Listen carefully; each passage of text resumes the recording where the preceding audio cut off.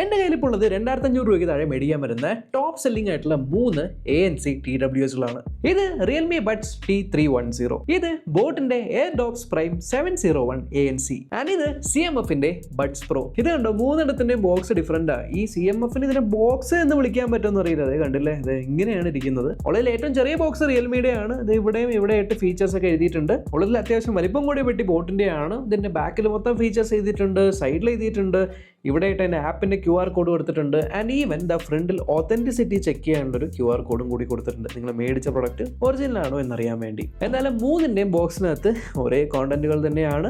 Extra year tips ഉണ്ട്, documentation ഉണ്ട്, ചെറിയ ഒരു ടൈപ്പ് സി കേബിൾ ഉണ്ട്. 3 TWSകളുടെയും ഷേപ്പ് ഡിഫറൻറ്റാണ്. റിയൽമിയുടെ ഫുൾ മാറ്റ് ബ്ലാക്ക് ഫിനിഷിലാണ് വരുന്നത്. പ്ലാസ്റ്റിക് ബോഡിയാണ്. ഇത് ഇങ്ങനെയാണ് തുറക്കുന്നത്. ഇതിനകത്ത് നമ്മുടെ ബഡ്സ് ഇരിപ്പുണ്ട്. ഇവിടെ റിയൽമി ലോഗോ, താഴെ ഇൻഡിക്കേറ്റർ, ടൈപ്പ് സി പോർട്ട്. ബോട്ടിന്റെ ഒരു മെറ്റാലിക് ആൻഡ് മാറ്റ് ഫിനിഷിന്റെ കോമ്പിനേഷൻ ആണ്. താഴ്ഭാഗം മാറ്റ് ഫിനിഷ് ആണ്, നമ്മൾ കൈ പിടിക്കുന്ന ഒരു ഭാഗമില്ല സ്ലിപ്പ് ആവാതിരിക്കാൻ. മുകൾ ഭാഗവും മാറ്റ് ആണെങ്കിലും ഒരു മെറ്റാലിക് ഫിനിഷ് കൊടുത്തിട്ടുണ്ട്. ഇവിടെ മെറ്റാലിക്കൽ ബോട്ടിന്റെ ബ്രാൻഡിങ്. ഇതിങ്ങനെയാണ് ഓപ്പൺ ആവുന്നത്. ഇതിനകത്ത് TWS ഇരിപ്പുണ്ട്. ബാക്ക് സൈഡിലായിട്ടാണ് നിങ്ങൾക്ക് ഇൻഡിക്കേറ്റിംഗ് ലൈറ്റ് വരുന്നത്. താഴെയായിട്ട് ടൈപ്പ് സി പോർട്ട്. ഇനി CMFന്റെ ഒരു പ്രത്യേക ഷേപ്പിലായിരിക്കുന്നത്. ഇങ്ങനെയാണ് ഇത് തുറക്കുന്നത്. കണ്ടില്ലേ, ഒരു മോതിരപ്പെട്ടിയൊക്കെ തുറക്കുന്നത് പോലെ. എന്റെ പൊന്നു, ഈ കളറൊക്കെ വെച്ച് പുറത്ത് കിടന്നു കഴിഞ്ഞാൽ ഏതൊരുത്തനായാലും ഇത് ഏതാണ്ടാ ഇവൻ എന്ന് ചോദിക്കാം. ഈവൻ ബഡ്സിന്റെ ഷേപ്പും ഡിഫറെന്റ് ആണ്. അതെ, റിയൽമിയുടെ ബഡ്സിന്റെ ഷേപ്പ് നിങ്ങൾ നോക്കിക്കഴിഞ്ഞാൽ അറിയാം. അത്യാവശ്യം റൗണ്ടഡ് ആയിട്ടുള്ള ഒരു മാറ്റ് ഫിനിഷ് ഉള്ള സ്റ്റെം ഉണ്ട്, എന്നാൽ ഉള്ളിലുള്ള സ്ഥലം ഗ്ലോസി ആണ്. ഇവിടെയായിട്ട് നമ്മുടെ കണക്റ്റിംഗ് പിന്നുണ്ട്. ബോർഡിന്റെ കുറച്ചുകൂടെ ചെറുതാണ്. ഒരു മെറ്റാലിക് ആക്സെന്റ് കൊടുത്തിട്ടുണ്ട്. ഇവിടെയായിട്ട് മാറ്റ് ഫിനിഷ് ഉണ്ട്, അകത്തായിട്ട് കുറച്ച് ഗ്ലോസി ഫിനിഷ്, താഴെയായിട്ട് ചാർജിങ് പിന്ന്, ഇവിടെ ബോട്ടിന്റെ ലോഗോയും. ആൻഡ് CMFന്റെ ഒരു റെക്ടാങ്കുലർ ഷേപ്പിലാണ് വരുന്നത്. ഇത് ഇവിടെയായിട്ട് ഗ്ലോസി ആണ്. ഈ ഹാൻഡിൽ ബാർ മാത്രം പ്ലാസ്റ്റിക്. CMFന്റെ ലോഗോ ഉണ്ട്. ഇവിടെ ഒരു ബ്ലാക്ക് കളറിലൊരു സംഭവം ഉണ്ട്. ഞാൻ പറയട്ടെ, ഉള്ളതിൽ ഈ 2-3 കമ്പയർ ചെയ്യുന്ന സമയത്ത് ഏറ്റവും ചീപ്പായിട്ട് തോന്നുന്നത് CMFന്റെ തന്നെയാണ് കേട്ടോ. തീരെ ഒരു എന്താ പറയുക, കമ്പാരിറ്റീവ്ലി ഭയങ്കര ഒരു ലോ ക്വാളിറ്റി ആയിട്ട് തോന്നുന്നുണ്ട്. ഇനി ഫിറ്റ് ചെക്ക് ചെയ്ത് നോക്കാം. ആദ്യം റിയൽമിയുടെ ചെവിയിൽ വെച്ച് നോക്കാം. ചെവിയിൽ വെക്കുമ്പോൾ തന്നെ എനിക്ക് അത്യാവശ്യം നല്ലൊരു ഫിറ്റ് തന്നെയാണ് എനിക്ക് തോന്നുന്നത്. വലിയ പ്രശ്നമൊന്നുമില്ല, ചെവി ഊരി പോകുന്നുള്ള ഫീലിംഗ് ഒന്നുമില്ല, കുഴപ്പമില്ല, നല്ലൊരു ഫിറ്റാണ്. ഓക്കെ, ഇനി അടുത്തത് നമുക്ക് ബോട്ടിൻ്റെ ഒന്ന് ഫിറ്റ് ചെക്ക് ചെയ്ത് നോക്കാം. കമ്പാരിറ്റീവ്ലി ഇതിൻ്റെ സ്റ്റെമ്മ് ചെറുതാണ്. ഓക്കെ, ഇതിൻ്റെ ഫിറ്റ് എനിക്ക് കുറച്ചുകൂടി കംഫർട്ടബിൾ ആയിട്ട് തോന്നി ബൈ ഡീഫോൾട്ട് ഉള്ള ആ ഒരു ബഡ്സ്. ഇത് എനിക്ക് ഫീൽ ചെയ്തതെന്ന് വെച്ചാൽ കുറച്ചുകൂടി ഒതുങ്ങിയിരിക്കുന്നുണ്ട് റിയൽമീനെ കമ്പയർ ചെയ്യുമ്പോൾ. കാരണം ഫ്ലാറ്റാണ്, കുറച്ചുകൂടി ചെറുതായതുകൊണ്ട്. So this is also good fit. ഇനി CMFന്റെ ഫിറ്റ് നമുക്ക് നോക്കാം. CMFന്റെ ഇയർഫോൺസ്. CMFനെ ചെവിയിൽ വെച്ചുമ്പോൾ എനിക്ക് ആ ഒരു ടെൻഷൻ ഉണ്ട്, ലൈക്ക് ഇത് വീണ് പോകുമെന്നുള്ള ടെൻഷനുണ്ട്. പ്ലസ് ഒരു ഷാർപ്പ് എഡ്ജസ് ആയതുകൊണ്ട് എനിക്ക് എന്താ പറയുക, ചെവിയിൽ വെക്കുമ്പോൾ ഒരു ചീപ്പ് ഫീൽ വരുന്നുണ്ട്. ആൻഡ് കളർ കണ്ടില്ലേ, ഇങ്ങനെ തെറിച്ച് നിൽക്കുന്ന പോലെ. വെയിറ്റും തീരെ ഇല്ലാത്തതുകൊണ്ടൊരു സുഖമില്ല. മറ്റേ രണ്ടും കമ്പയർ ചെയ്യുമ്പോൾ CMFന് അത്ര സുഖമില്ല. So fit wise I would say ബോട്ടിൻ്റെ നല്ല ഫിറ്റാണ്. റിയൽമിയുടെ അത്യാവശ്യം കുഴപ്പമില്ലാത്ത ഫിറ്റ്. CMFന്റെ പോരാ, ഫിറ്റ് പോരാ. ഇനി പെയറിംഗ് പ്രോസസ് നോക്കാം. സോ ഇത് റിയൽമി ലിങ്ക് ആപ്പാണ്. ഞാനിത് ഓപ്പൺ ആക്കി. ഓക്കെ, പെയറായി. ഇനി ഇത് ബോട്ടിൻ്റെ ആപ്പാണ്. ഞാൻ എന്താ ഓപ്പൺ ആക്കി. ബോട്ടിൻ്റെയും പെയറായി. ഇനി നത്തിങ്ങിൻ്റെ ആപ്പ് ഇൻസ്റ്റാൾ ചെയ്തു. നത്തിങ്ങിൻ്റെ നമ്മൾ ഓപ്പൺ ആക്കി.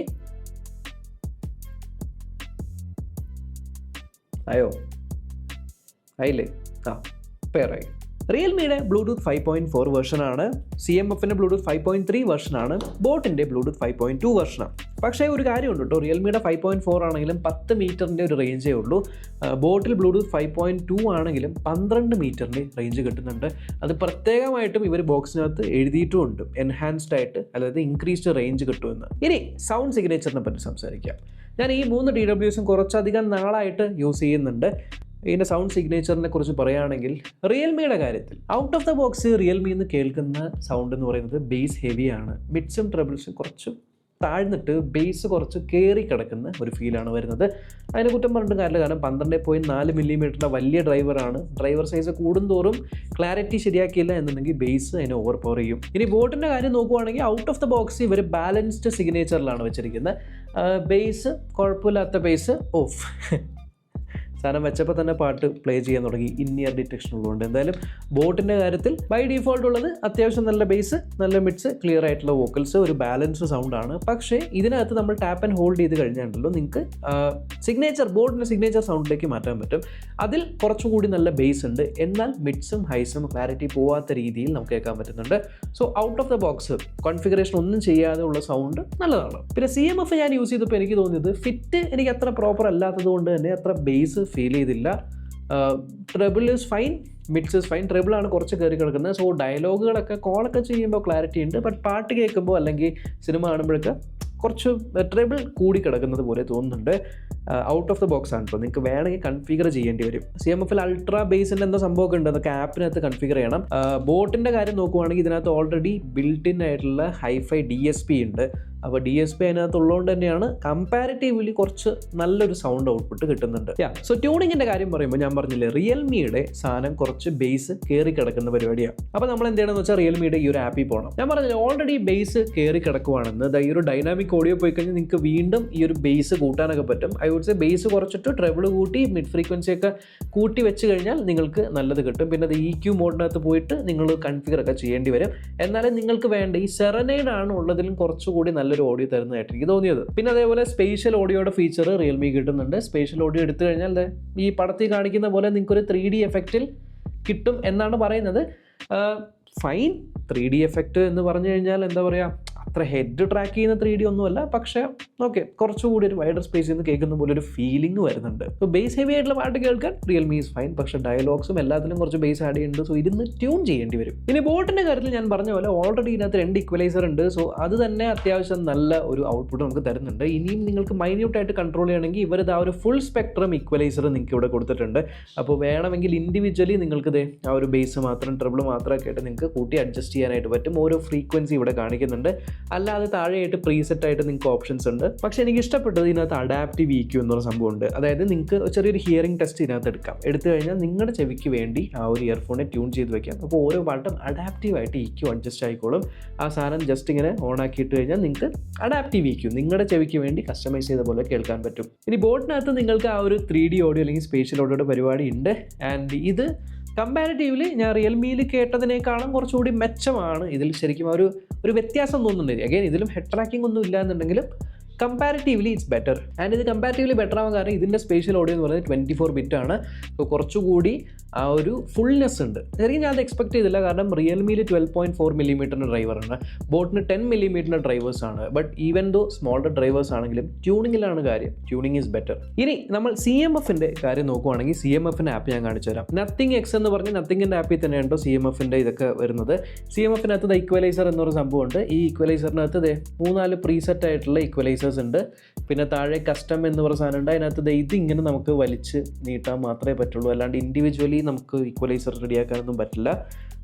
And I would say comparatively കുറച്ചുകൂടി ഒരു ബാലൻസ് തന്നെയാണ്. ഏത് മോഡ് ഇട്ട് കഴിഞ്ഞാലും അത്ര ഒരു പവറിങ് ആയിട്ടുള്ള ബേസ് അതൊന്നുമില്ല.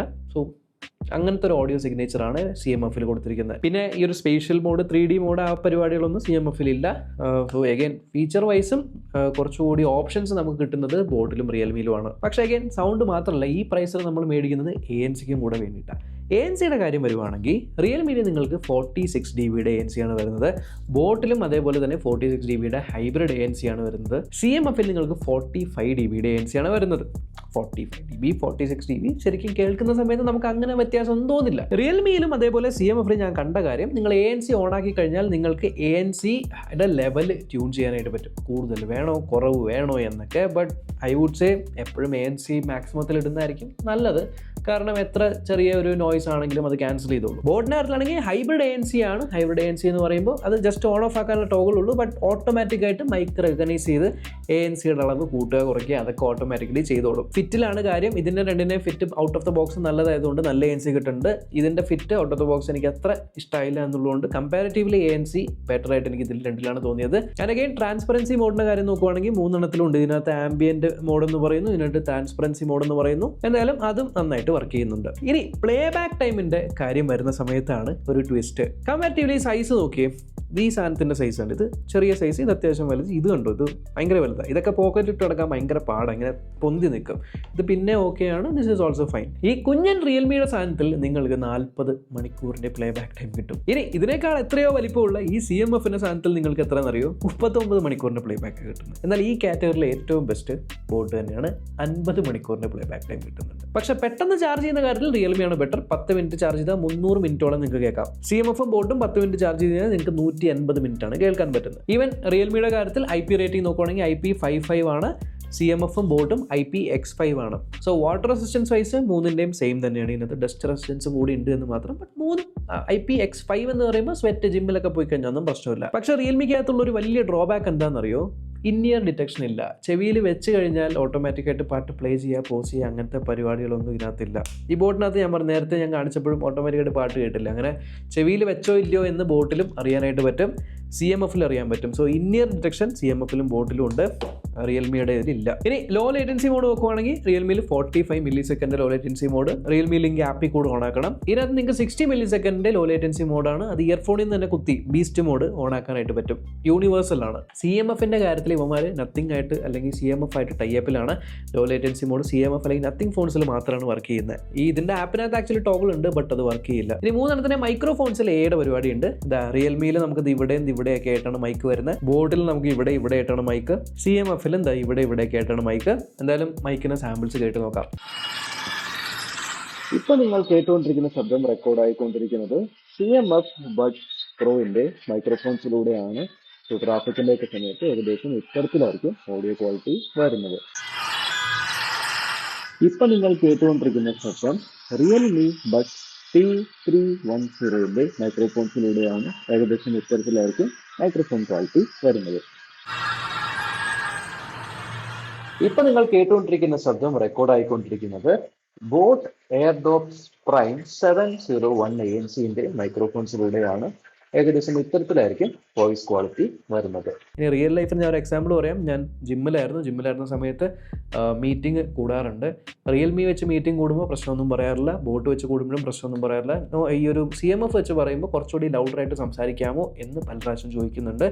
സോ ഈ ഗെയിൻ ഇതിന് കുറച്ച് കുറവാണ്. സോ ഇനി ഫൈനൽ ഡിസിഷൻ എടുക്കുന്നതിന് മുന്നേ മൂന്നിടത്തിൻ്റെയും പ്രൈസ് നമുക്ക് നോക്കാം. റിയൽമിയുടെ ഞാൻ വാങ്ങിച്ചപ്പോൾ ഉള്ള പ്രൈസ് 2199 ആണ്. CMF ഞാൻ മേടിച്ചത് 2999 ആണ്. ബോട്ടിന്റെ പ്രൈസ് 2199 ആണ്. സോ ഇത് രണ്ടും സിമിലർ പ്രൈസ് ആണ്. ബട്ട് ഇൻട്രോഡക്ടറി പ്രൈസിന് ബോട്ട് നിങ്ങൾക്ക് 1999 കിട്ടുന്നുണ്ട്. So comparatively most expensive CMF ആണ്. ആൻഡ് എനിക്ക് ലീസ്റ്റ് ഇഷ്ടപ്പെട്ടതും CMF ആണ്. എന്നാൽ റിയൽമിയും ബോട്ടും തമ്മിൽ ടഫ് ഡിസിഷൻ ആണ്. 246 dB ANC ഉണ്ട്. റിയൽമിയിൽ നിങ്ങൾക്ക് 12.4 mm ഡ്രൈവർ കിട്ടും. അത്യാവശ്യം ഡീപ്പായിട്ടുള്ള കുറച്ച് കൂടുതലായിട്ടുള്ള ബേസ് ഉണ്ട്. 360 ഓഡിയോ ഉണ്ട്. IP55 റേറ്റിംഗ് ഉണ്ട്. ആപ്പിൾ അത്യാവശ്യം കുറച്ചധികം ഫീച്ചേഴ്സും ഉണ്ട്. പക്ഷേ ഞാൻ ഇതിലും കുറച്ചുകൂടി പ്രിഫറൻസ് കൊടുക്കുക ബോട്ടിനായിരിക്കും. കാരണം രണ്ട് പ്രധാനപ്പെട്ട ഫീച്ചേഴ്സാണ്. ഒന്ന്, ഇന്നിയർ ഡിറ്റക്ഷൻ ഇതിൽ മിസ്സിംഗ് ആണ്. ചെവിയിൽ വെക്കുമ്പോൾ ഓട്ടോമാറ്റിക്കായിട്ട് പാട്ട് കേൾക്കാൻ നിൽക്കുക എന്നുള്ള പരിപാടി അത് എസെൻഷ്യൽ ആയിട്ടുള്ള പരിപാടിയാണ്. പിന്നെ രണ്ടാമത് ബോർഡിൻ്റെ ബാറ്ററി ലൈഫ് ഇംപ്രസീവ് ആണ്. ആൻഡ് ഫോം ഫാക്ടർ അത്യാവശ്യം ചെറുതാണ്. കുറച്ചുകൂടി ഒരു മോഡേൺ ലുക്ക് കിട്ടുന്നുണ്ട്.